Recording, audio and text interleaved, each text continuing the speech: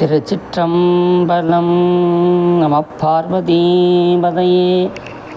அரஹர மகாதேவா. தென்னாடுடைய சிவனே போற்றி, எந்நாட்டவர்க்கும் இறைவா போற்றி போற்றி. உலகெல்லாம் உணர்ந்து ஓதுவதற்கரியவன், நிலவுலாவிய நீர்மலி வேணியன், அழகில் ஜோதியன் அம்பலத்தாடுவன், மலர் சிலம்படி வாழ்த்தி வணங்குவான். திருச்சிற்றம்பலம். ஞானமே வடிவாகிய அருட்குருநாதர் மாணிக்க வாசக பெருமானுடைய பொற்பட்ட பொன்னா திருவடிகளையும், நமக்கெல்லாம் தோன்றா துணையாக விளங்கி வரக்கூடிய எம்பெருமானுடைய திருவடிகளையும், மற்றும் உள்ள அன்பர் பெருமக்கள் அடியார் பெருமக்களுடைய திருவடிகளையும், எம்முடைய மனம் மெய் மொழிகளாகிய முக்கரண வணக்கங்களை மிக பணிவோடு உறுத்தாக்கி கொண்டு, இப்பேற்பட்ட அற்புதமான சைவ சமயத்திலே நாமெல்லாம் பிறந்ததை எண்ணி முதற்கண் யாம் மகிழ்ச்சி அடைகின்றோம். இப்பேற்பட்ட அற்புதமான ஒரு மனித பிறவி எடுத்த நாம், அரிது அரிது மானிடராய் பிறத்தல் அரிது என்ற அவை மூதாட்டியினுடைய வார்த்தைக்கிணங்க, மனித பிறவி எடுத்த நாம் செய்ய வேண்டிய வேலையை விடுத்து நாம் ஏதேதோ நம் பணிகளை செய்து கொண்டிருக்கின்றோம். அதுபோலே நாம் வந்த பயன் வேறு, நாம் செய்யக்கூடிய செயல் வேறு. நாம் பிறந்ததின் நோக்கம் எல்லாம் வல்ல இறைவனுடைய பொன்னார் திருவடிகளை போற்றி புகழ்ந்து தூமலர் தூவி, நாள்தோறும் நாம் தவத்தினை மேற்கொண்டு நாம் இறைவனுடைய திருவடியிலே சென்று அடையத்தான் இப்பிறவியை சுவாமி நமக்கு நல்கியிருக்கின்றார். இப்பிறவி நம் வாய்த்ததற்கான நோக்கம் வேறு எதுவும் இல்லை. நம்முடைய வினையே ஆசையே வினையாக மாறியும் இப்பேற்பட்ட பிறவிக்கு வழிவகுக்கிறது. அப்பேற்பட்ட இந்த வினைகளையெல்லாம் நாம் கழிந்து சஞ்சிதம் பிராரர்த்தம் மகாமியம் என்கின்ற கர்மாக்களை நாம் ஒழித்து இறைவனுடைய சென்று நாம் அடைய வேண்டும் என்றால் அதுக்கு குரு உபதேசம் இன்றி அமையாதது என்பதே நம்முடைய சைவ சித்தாந்தத்தின் கருபொருளாக நாம் சிந்திக்கின்றோம். அதுபோல நாம் குருவை நம்மளுக்கு குருவாய்த்து எல்லாமல்ல இறைவனே அருபரத்தொருவன் அவனியில் குருபரனாக வந்து அருளியும் என்ற மாணிக்கவாசகோட வார்த்தைக்கிணங்க, குருவாய் அருவாய் குகனே போற்றி என்று சொல்வார். அதுபோல நமக்கு குருதான் வந்து அஞ்ஞானமாகிய ஆணவ மலத்தை நீக்கி மெய் ஞானமாகிய இறைவனுடைய திருவடி பெற்றினை நமக்கெல்லாம் அளிக்கும் பொருட்டு குரு உபதேசம் இன்றி அமையாதது என்று சொல்லி, இப்பேற்பட்ட அற்புதமான சைவ சித்தாந்த சாஸ்திரங்களை பல குருமார்கள் சொல்லியிருக்கின்றார்கள். நம்ம யூடியூப்லேயே நம்ம பல செய்திகளை எல்லாம் கண்டிருக்கின்றோம். அதனைத் தொடர்ந்து நாம் உண்மை விளக்கம் என்கின்ற திருவதிகை மணவாசகம் கடந்தார் இயற்றிய உண்மை விளக்கத்தினை சிந்திக்க திருவருள் கூட்டியிருக்கின்றது. நாம் திருமுறைகள் ஓதுவோம் நம்மளுடைய யூடியூப் குழுவிலே நாம் பல ஆன்மீக கருத்துக்களை தொடர்ந்து ஒரு 4 ஆண்டுகளாக நாம் தொடர்ந்து சிந்தித்து கொண்டிருக்கின்றோம். அரிய திருவாசக கருத்தினைகளையும் நம்மளுடைய திருமுறை சிந்தனைகளையும் ஆன்மீக சிந்தனைகளையும் இறைவனன்றி வேறு ஒரு பொருளை சிந்தியாமல் திருவருளையே சிந்திக்கக்கூடிய திருவருள் கூட்டி இதுகாலம் வரைக்கும் வழிநடத்தி வந்து கொண்டிருந்தது.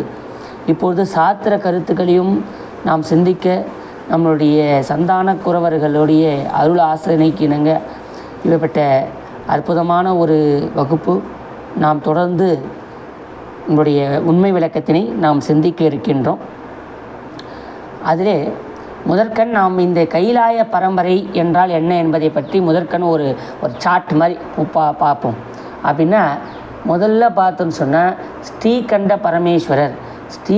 பரமேஸ்வரர் யாருக்கு உபதேசம் செய்கிறார் என்று சொன்னால், அந்த சிவஞான போதத்தை சிவம் ஞானம் போதம் அதை 3ஆக பிரிக்கலாம். சிவம் கூட்டல் ஞானம் கூட்டல் போதம்.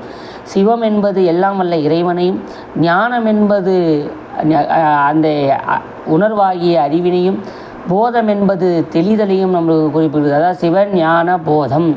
அப்படி அறிதல் தெளிதல் ஆகிய உணர்ந்து தெளிதல் வேண்டும் அப்படின்னு தான் நம்மளுடைய சிவஞான போதம் என்று சொல்கிறார்கள். அப்படி ஞானத்தை தெளியப்படுத்தக்கூடிய அற்புதமான ஒரு நூல் எதுன்னு சொன்னால் இது சிவஞான போதம்.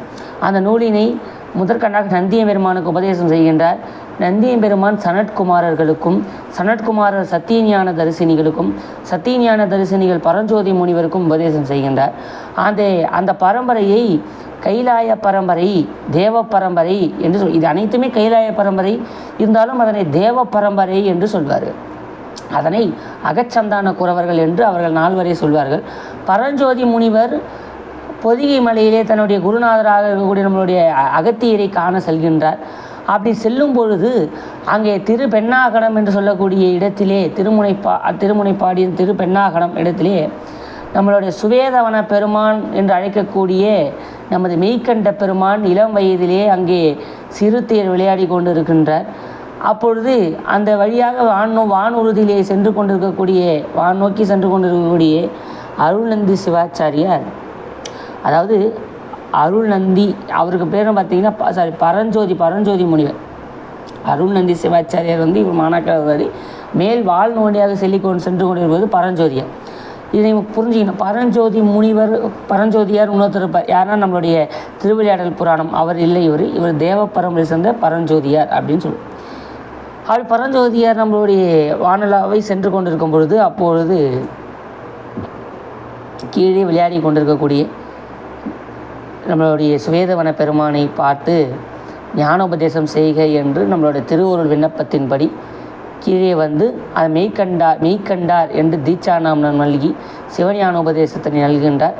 அப்போது மெய்கண்டாரோடைய மாணாக்கராக இருப்பவரை பார்த்திங்கன்னா அருள்நந்தி சிவாச்சாரியர். மெய்கண்டார், அருள்நந்தி சிவம், மறைஞான சம்பந்தர் மற்றும் உமாபதி சிவனார் இவர்கள் நால்வரும் பார்த்திங்கன்னா புறச்சந்தான குறவர்கள். இவர்களை பூத பரம்பரை என்று சொல்வார்கள்.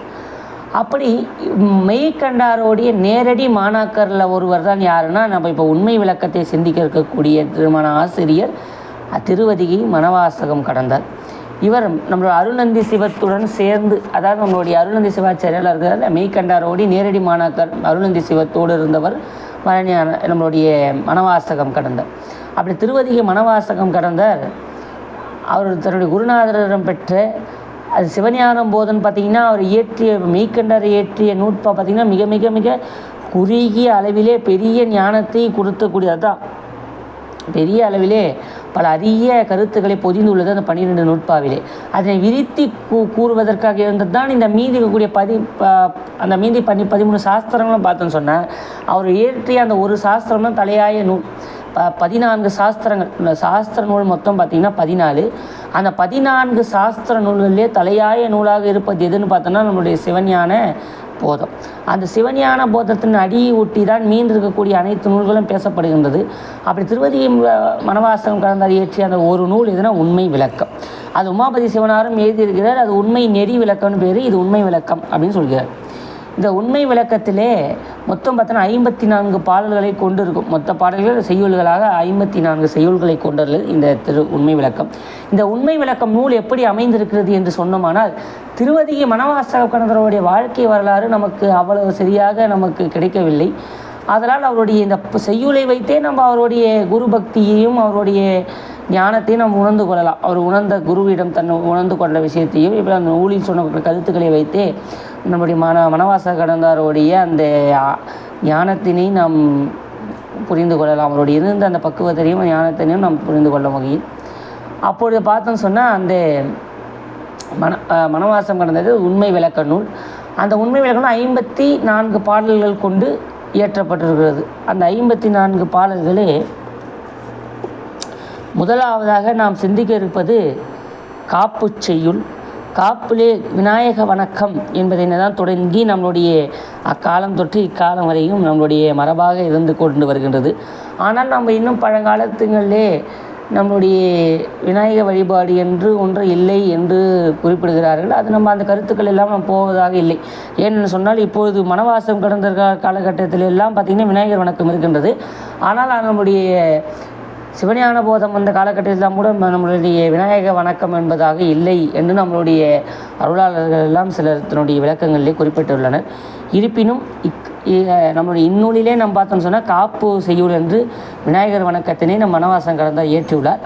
நம்ம அந்த செய்யுளை படிப்போம். எல்லாரும் பார்த்தோன்னா நம்ம இந்த உண்மை விளக்கம் புத்தகத்தை எடுத்து கையில் வச்சுங்க. இதை நம்ம படிக்க நம்ம சிந்திக்க தான் போகிறோம். இப்போ பார்த்தோன்னு சொன்னால் இந்த நூல் எது இருக்குன்னா, இப்போ இந்த நூல் நீங்கள் படிக்கலாம்.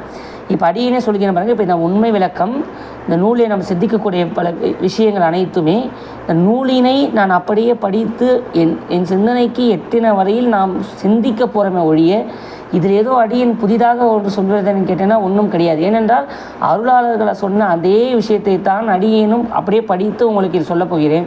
இது எதற்காக இந்த ஒளிப்பதிவு உங்களுக்கு பயன் தரும் என்று நான் நம்புகிறேன் என்று சொன்னால், இப்போ நூல் இப்போ சில பேர் புக்கு படிக்கிறதுக்கு நேரம் இருக்காது.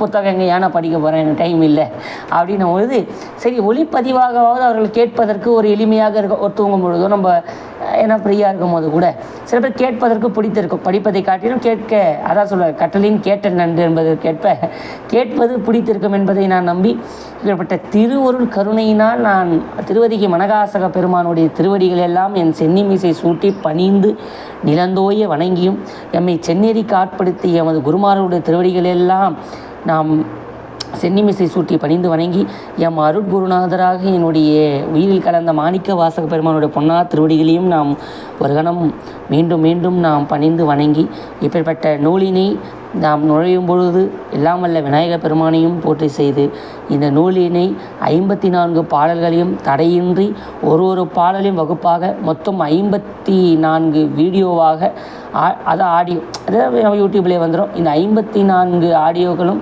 தங்களுடன் வந்து சேர வேண்டும். என்னுள்ளிருந்து இறைவனும் யாதொரு தடையும் இல்லாமல் இக்கருத்துக்களை வெளிக்கொண்டு வர வேண்டும் என்று முதற்கண்ணாக அவனுடைய பொன்னார் திருவடிக்கு எம் நெஞ்சார்ந்த என்னுடைய திருவடியை வாழ்த்தி வணங்கி நாம் நூலை நுழைகின்றேன். திருச்சிற்றம்பலம். எல்லோரும் உண்மை விளக்கத்தை எடுத்துக்கொள்ளுங்கள். திருச்சிற்றம்பலம். முதலாவதாக நாம் சிந்திக்க இருப்பது காப்புச்செய்யுள். இப்பொழுது நாம் பார்க்கக்கூடிய நூல் திருவதிகை மனவாசகம் கடந்தார் இயற்றிய உண்மை விளக்கம். இந்நூல் 14 சாஸ்திர நூல்களிலே ஒரு நூலாக போற்றப்படுகின்றது. மனவாசகம் கடந்தார் மெய்கண்டாருடைய நேரடி மாணாக்கர் ஆவார். இது கைலாய பரம்பரையாக கருதப்படுகின்றது. அதிலே நாம் சிந்திக்கக்கூடிய நூலினை விளக்கம் நம்மளுடைய உரை எழுதியவர் முனைவர் ஆனந்தராசனையாவுடைய பொன்னார் திருவடிகளையும் இப்பொழுது நான் வணங்கி நான் நூலுக்கு நுழைகின்றேன். திருச்சிற்றம்பலம். விநாயக வணக்கம். ஐங்கரனை உள்ளத்தில் வைப்போம் என்பதனை இப்பாடலிலே வலியுறுத்தி கூறுகின்றார். வன்மை தரும் ஆகமனுள் வைத்த பொருள் வழுவா உண்மை விளக்கம் முறை செய்ய திண்மதஞ்சேர் அந்தி நிறத்தந்தி முக தொந்தி வயிற்றைங்கரனை பந்தமர புந்தியில் வைப்பாம். மீண்டும் ஒரு முறை செய்யுளினை படிப்போம். வன்மை தரும் ஆகமனுள் வைத்த பொருள் வழுவா உண்மை விளக்கம் முறை செய்ய திண்மதஞ்சேர் அந்தி நிறத்தந்தி முக தொந்தி வயிற்றைங்கரனை பந்தமர புந்தியில் வைப்பாம். இதனுடைய பத உரையை அப்படியே கேட்டுக்கொள்ளுங்கள். வன்மை உபநிடங்களில் தெளிபொருள் ஆகிய வளத்தை தரும் விளக்கி சொல்லுகின்ற ஆகம நூல் சிவாகம நூல்களில் வைத்த உணர்த்தப்பட்ட பொருள் பதி பசு பாசம் என்னும் முப்பொருள்களின் உண்மை இயல்புகளை வழுவா அவ்வாகமங்களின் கருத்திற்கு சிறிதும் மாறுபடாத வகையில் கூறுகின்ற உண்மை விளக்கம் என்னும் பெயரை உடைய சாத்திர நூலை உரை செய்ய யாம் உரைத்ததற்கு திண்மதம் சேர் அழுத்தமான மத நீர் ஒழுகும் கன்னங்களையும் அந்தி நிற செவ்வானம் போன்ற சிவந்த ஒளியையும் கொண்ட தந்தி முக யானை முகமும் தொந்தி வயிற்று பருத்த திருவயிறையும் ஐங்கரனை 5 திருக்கைகளை உடையவராகிய விநாயக கடவுளை பந்தமர எமது அறிவில் உள்ள அஞ்ஞானமாகிய தடை நீங்கும்படி புந்தியில் வைப்பாம் உள்ளத்துள் வைத்து தியானிப்போம் என்ற விளக்கத்தை தருகின்றார். பொழிப்புரை. உபநிடதங்களில் தெளிபொருளை விளக்குவன சிவாகமங்கள். அச்சிவாகம நூல்களில் உணர்த்தப்படும் பொருள்கள் பதி பசு பாசம் என்பன. அம்முப்பொருள்களின் இயல்புகளை அவ்வாகமங்கள் கூறுகின்றனபடியே வழுவாமல் உரைக்கப் புகுவது உண்மை விளக்கம் என்னும் இந்நூலாகும். இந்நூலை யாம் செய்வதற்கு விநாயக பெருமானது அருளை வேண்டி அவரை எம் உள்ளத்திற்கொண்டு வழிபடுவோம். அவர் செவ்வானம் போன்ற சிவந்த ஒளியினை உடையவர், மதம் பொழியும் ஆணைமுகம் கொண்டவர், பருத்த திருவயிற்றினை உடையவர், 5 திருக்கைகளோடு விளங்குபவர். இத்தகைய வடிவினராக நினைத்தற்கு உரியவர் அவர். விளக்கம். வன்மை தரும் ஆகமனுள் உபநிடதங்களுள் சிவாகமங்களுள் முடிவால் வேறல்ல என்று சித்தாந்த சைவம் கொள்ளும். அவை சொல்லும் முறையில் வேறுபடவனவை அன்றி பொருளால் வேறுபடவன அல்ல. ஆன்மாக்கள் முதலிலேயே பொருள்களின் நுண்ணியல்பை உணர்ந்து கொள்ளும் அறிவு வன்மை உடையனவல்ல. முதலிலேயே உணரமாட்டாது. படிப்படியே அறிவு விளங்கி மேம்பட்டு வந்து முடிவிலேயே முழு உண்மையை உணரும் தகுதியை பெறும். இதற்கு ஒரு எடுத்துக்காட்டு கூறுவோம். இரவில் வானத்தில் வடதிசையில் 7 விண்மீன்களின் கூட்டம் காணப்படும். அவை 7 முனிவர்களின் பெயரால் சுட்டப்படும். அவ்விண்மீன்களின் ஒன்று வசிஷ்டர் என்னும் மீன். அது பெரிதாய் இருக்கும், கண்ணுக்கு எளிதில் புலப்படும். அதன் அருகே இருப்பது அருந்ததி என்னும் மீன். அருந்ததி என்பவள் வசிஷ்ட முனிவரின் மனைவி, கற்பின் சிறப்புக்கு எடுத்துக்காட்டாக கூறப்படுபவள். வசிஷ்ட மீனின் அருகில் மீனுக்கு அவள் பெயர் வைக்கப்பட்டுள்ளது. அருந்ததி மீன் மிக மிக சிறியதாய் இருக்கும், பார்த்தவுடனேயே புலப்பட்டு விடாது. கற்பிற் சிறந்த ஒரு பெண்ணின் வடிவம் என்பதால் அம்மீனை பலரும் காண விரும்புதல் இயல்பு. அருந்ததி மீனை அருந்ததி மீனை ஒருவர் பார்க்க விரும்புகிறார் என்று கொள்வோம். அவருக்கு அதனை காட்ட முற்படுகிறான் மற்றொருவன். அப்பொழுது அவன் ஒரு முறையை கையாளுவான். அதாவது அவன் முதலிலேயே இதுதான் அருந்ததி மீன் என்று காட்ட மாட்டான். முதலிலேயே காட்டினால் கண்டு கொள்ள இயலாது என்று கருதி அருந்ததி மீனை ஒட்டினாற்போல உள்ள பெரிய மீனாகிய வசிஷ்ட மீனை சுட்டி அதுதான் அருந்ததி என்று முன்னர் காட்டி அதனை அவர் கண்ட பிறகு அதுவன்று அருந்ததி மீன், அதற்கு பக்கத்தில் உற்று பாருங்கள், ஒரு நுண்ணிய மீன் விளங்குகிறது அல்லவா, அதுதான் அருந்ததி மீன் என்று சொல்லி அவர் அதனை எளிதாக கண்டு கொள்ளும்படி செய்வார். இம்முறையிலே தான் உபநிடதங்கள் பொருள்களின் உண்மையை முழுவதாக உணர்த்தாமல் ஓரளவாக உணர்த்துகின்றன. பொருள்களை பொதுப்பட கூறி செல்கின்றன. உபநிடதங்கள் பொதுவாக கூறுவது அருந்ததியின் அருகிலுள்ள மீனை அருந்ததி என்று காட்டுதல் போன்றது. உபநிடதங்கள் அங்கனம் குறிப்பாய் உணர்த்திய பொருள்களை சிவாகமங்கள் தெளிவுபட வெளிப்படையாக இனிது விளக்கி கூறுகின்றன. இஃது அருந்ததி மீனையே சுட்டி அதுவே அருந்ததி என காட்டுவது போன்றது. இவ்வாறு உபநிடதங்களில் தெளிபொருளை தருவன சிவாகமங்கள். ஆதலின் வன்மை தரும் ஆகமநூல் என்று குறிப்பிட்டார் ஆசிரியர்.